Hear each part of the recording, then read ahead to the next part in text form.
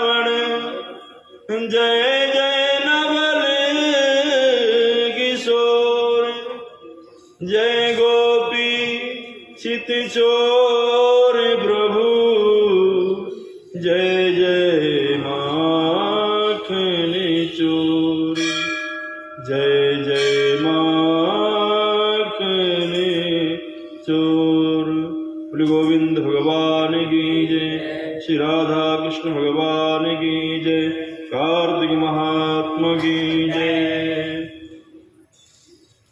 जय राधे राधे गोविंद गोविंद राधे, श्री राधे राधे गोविंद गोविंद राधे, गोविंद राधे गोपाल राधे, गोविंद राधे गोपाल राधे, गोपाल राधे गोविंद राधे, गोपाल राधे गोविंद राधे, श्री राधे राधे गोविंद गोविंद राधे, जय राधे राधे गोविंद गोविंद राधे, गोविंद राधे गोपाल राधे,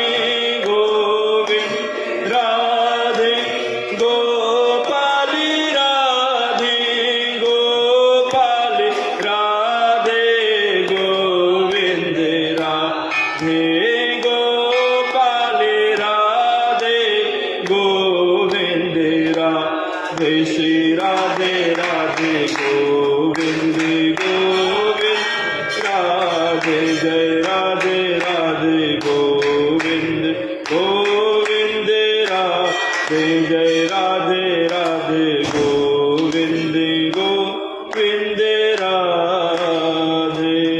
बोले गोविंद भगवान की जय, श्री राधा कृष्ण भगवान की जय, कृष्ण कन्हैया लाल की जय, कार्तिक महात्मा की जय।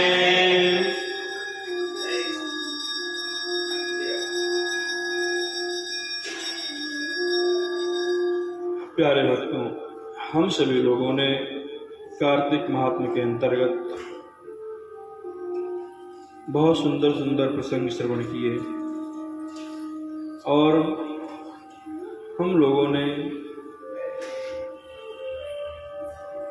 भगवान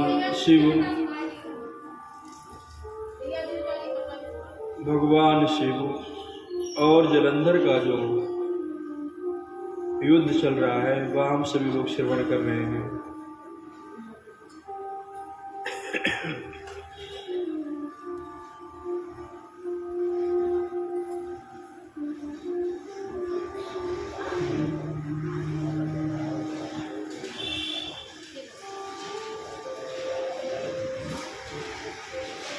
जलंधर ने ऐसा घृणित कार्य किया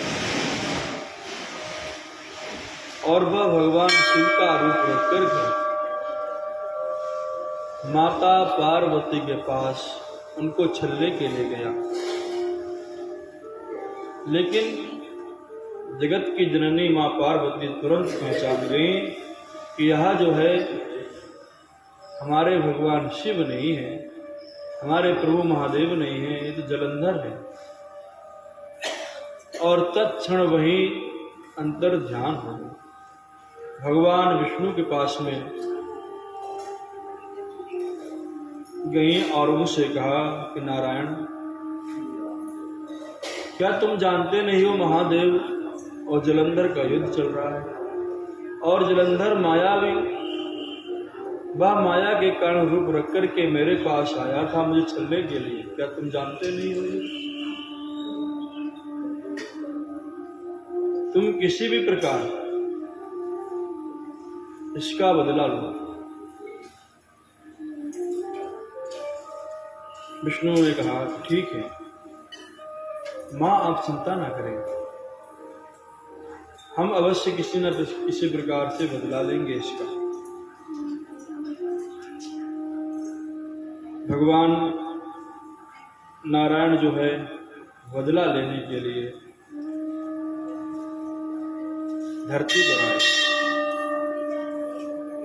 नारद जी कहते हैं पृथ्वी जी महाराज से, जलंधर के नगर में गए, वृंदा के पतिव्रत धर्म को करने का विचार करने लगे, क्योंकि वह जानते थे ये जलंधर तब तक नहीं मरने वाला है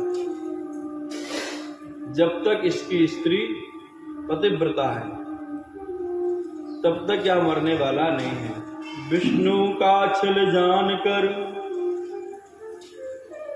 वृंदा दीना शाप, नारी का होगा हरण, बन बन भटकोगे आप। और जहां पर वह जलंधर की नगरी थी, वृंदा ने वहीं पर भगवान नारायण गए और वृंदा ने स्वप्न देखे। वह स्वप्न देखे थे, वह स्वप्न भी भगवान विष्णु की माया के द्वारा प्रेरित ही देखे। क्या देखा कि वह जो है जलंधर भैंसे पर चढ़ करके दक्षिण दिशा में जा रहा है, उसके साथ भूत प्रेत नृत्य कर रहे हैं, वह नग्न शरीर है, कहीं काले आभूषणों से, काले पुष्पों से सुसज्जित है, माला पहना हुआ काले आभूषणों की। कभी कभी देखती है कि राक्षसों के साथ सिर मुड़ाए हुए हैं। उसने अत्यंत भयानक रात्रि में स्वप्न देखे और उसने यह भी देखा कि अंधकार के बीच दक्षिण दिशा की ओर वो जा रहे हैं। घबरा गई, प्रातःकालीन जब उठी, उसे कहीं चैन न मिला, कहीं शांति न मिली। उसका मन बड़ा व्याकुल हो रहा था, क्या करें, पता नहीं मेरे स्वामी कैसे हैं, कई दिनों से युद्ध चल रहा है महादेव के साथ में, जाने क्या होने वाला है, मुझे ऐसे बुरे बुरे सपने क्यों आ रहे हैं। वह जंगल में गई अपनी सखियों के साथ में, लेकिन वहां पर भी शांति चैन नहीं मिला। उसी जंगल में भ्रमण करते हुए सुख को नहीं प्राप्त हुई, घूम ही रही थी। उसी वक्त उसने देखा वृंदा ने कि सिंह के मुख के समान, जिसकी चमकती हुई बहुत दाढ़ी है, बड़े बड़े विशाल नेत्र है, ऐसा भयानक राक्षस उसकी तरफ दौड़ता हुआ उसे खाने के लिए आ रहा है। वृंदा डर गई, भयभीत हो गई और चिल्ला करके भाग खड़ी हुई। उसी वक्त उसने क्या देखा कि सामने से एक कोई मुनि आ रहे हैं, कोई संत आ रहे हैं।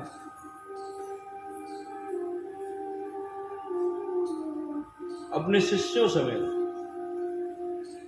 जाकर के उनके पास उनके चरणों में लिपट गई, उनसे बोली, महाराज मेरी रक्षा करो। संत ने कहा, डरो नहीं देवी, अभी मैं इन्हें भगा देता हूं। और उन्होंने उनकी उन्माद भगुटी थोड़ी टेढ़ी की और वह राक्षस डर के मारे भाग गया। वृंदा की रक्षा हुई।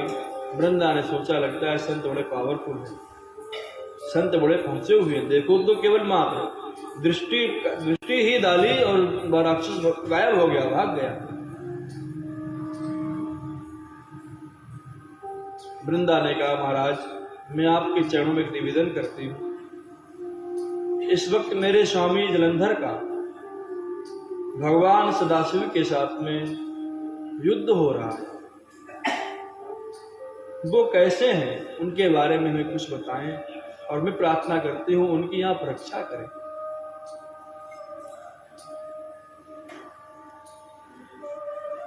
संत ने कहा, देखो रक्षा करना तो भगवान के हाथ में है, लेकिन वो कैसे हैं इसके बारे में मैं तुम्हें अभी बता देता हूं। उन्होंने ऊपर निगाह किया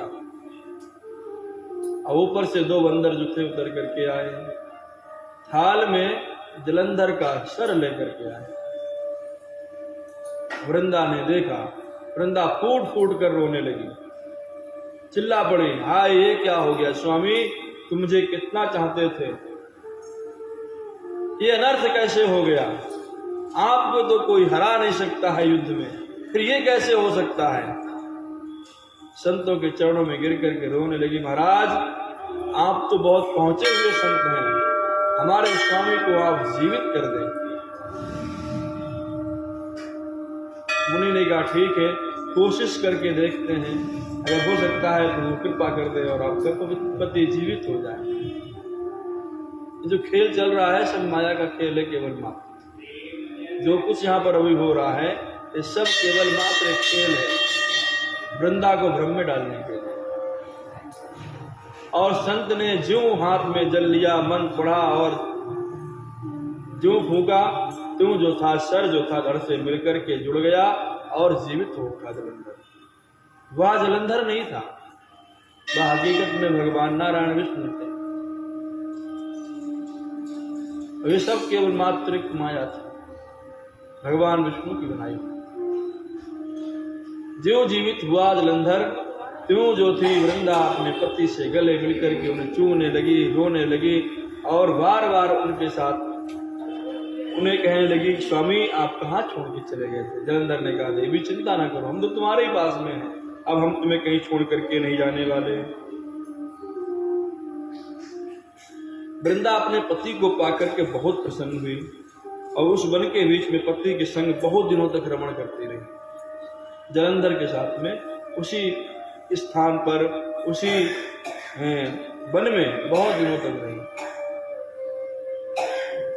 एक दिन की बात है, वह विष्णु को पहचान गई कि आप हमारे स्वामी नहीं हैं, आप जलंधर नहीं हैं, आप नारायण हैं। और धमका करके बोली, अरे तुम नारायण होकर के तुमने ऐसा किया, तुमने दूसरी स्त्रियों के साथ में संग किया, तुम्हें धिक्कार है, तुम्हें शर्म नहीं आती, तुम्हें लज्जा नहीं आती, तुम्हारे शील को धिक्कार है। मैंने तुमको जान लिया है कि तुम जलंधर नहीं हो, तुम नारायण हो और तुमने ये सब कुछ किया था, सब तुम्हारी माया थी, तुम बहुत मायावी हो। जो तुमने माया रची थी, जो बंदर आए थे तुम्हारी सहायता करने के लिए, कोई और नहीं थे, तुम्हारे द्वारपाल थे वो सब, वादैत्य बसंत वो सब तुम्हारे ही थे, कोई और नहीं था, सब तुमने माया बनाई थी। और क्रोध में आकर के वृंदा ने शाप दिया, अरे जो बंदर हमारे पति का सर लेकर के आए थे, वही बंदर तुम्हारी सहायता करेंगे, तुम्हारी भी पत्नी का हरण होगा। अत्यंत क्रोध करके बोली, विष्णु का छल जानकर